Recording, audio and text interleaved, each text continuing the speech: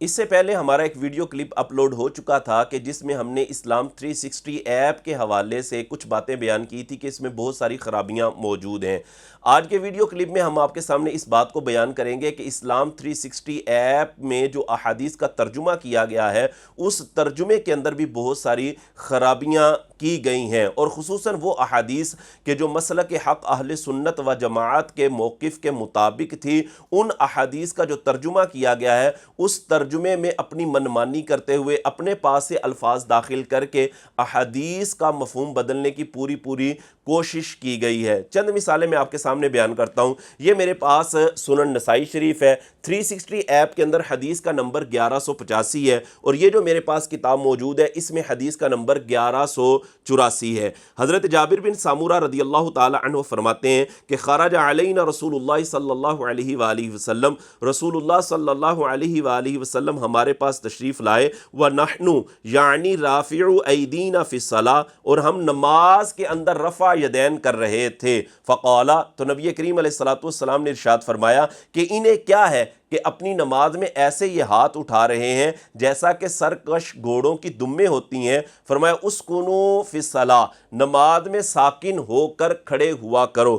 اب اس حدیث کے اندر واضح طور پر اس چیز کو بیان کیا گیا ہے کہ رافعوا ایدینا فی الصلاۃ، کہ ہم نماز میں رفع یدین کر رہے تھے۔ اب اسلام 360 ایپ والے نے کیا ترجمہ کر دیا؟ اس نے کہا جی کہ حضرت جابر بن سامورہ فرماتے ہیں کہ رسول اللہ صلی اللہ علیہ وآلہ وسلم ہمارے پاس تشریف لائے تو ہم نماز کے اختتام پر سلام میں ہاتھ اٹھا رہے تھے، حالانکہ حدیث کے اندر یہ الفاظ موجود ہی نہیں ہے کہ نماز کے اختتام پر سلام میں ہاتھ اٹھا رہے تھے۔ اس حدیث کے اندر یہ الفاظ موجود نہیں ہے۔ اس میں واضح طور پر یہ بات بیان کی گئی ہے کہ رافعوا ایدینا فی الصلاۃ، ہم نماز میں رفع یدین کر رہے تھے، اور سلام میں جو ہاتھ اٹھانے والی روایت ہے وہ اس سے نیچے ہے، اس کا نمبر جو ہے وہ 1186 بنتا ہے اسلام 360 ایپ کے مطابق، اور یہاں پر یہ جو میرے پاس کتاب ہے اس میں نمبر اس کا بنتا ہے 1185۔ کیا کیا اس نے یہ کر دیا کہ اپنے پاس سے بریکٹ لگا کر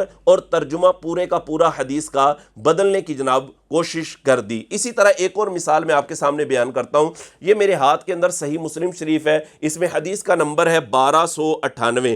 حضرت عطا بن یسار رضی اللہ تعالی عنہ نے حضرت زید بن ثابت رضی اللہ تعالی عنہ سے پوچھا کیا؟ عن القراءۃ مع الامام، امام کے ساتھ قراءت کرنے کے متعلق پوچھا، کیا امام کے ساتھ قراءت کی جائے گی یا نہیں کی جائے گی؟ فقالا، تو حضرت زید بن ثابت نے فرمایا لا قراءۃ مع الامام فی شیء، کہ امام کے ساتھ کچھ بھی نہیں پڑھا جائے گا، کوئی قراءت نہیں کی جائے گی۔ اب اسلام 360 ایپ والے نے کیا ترجمہ کیا ہے؟ اس نے بریکٹ لگائی، اور بریکٹ لگا کر کہتا کیا ہے؟ کہتے ہیں امام کے ساتھ فاتحہ کے سوا کچھ نہیں پڑھا جائے گا، یعنی اپنے پاس سے الفاظ کو جناب داخل کیا، بریکٹ لگائی اور لکھا کیا؟ فاتحہ کے سوا، حالانکہ حدیث کے اندر فاتحہ کی بات ہی موجود نہیں ہے۔ اس میں تو یہ فرمایا جا رہا ہے لا قراءۃ مع الامام فی شیء، اس میں الا الفاتحہ یا غیر الفاتحہ وغیرہ کے لفظ موجود ہی نہیں ہے۔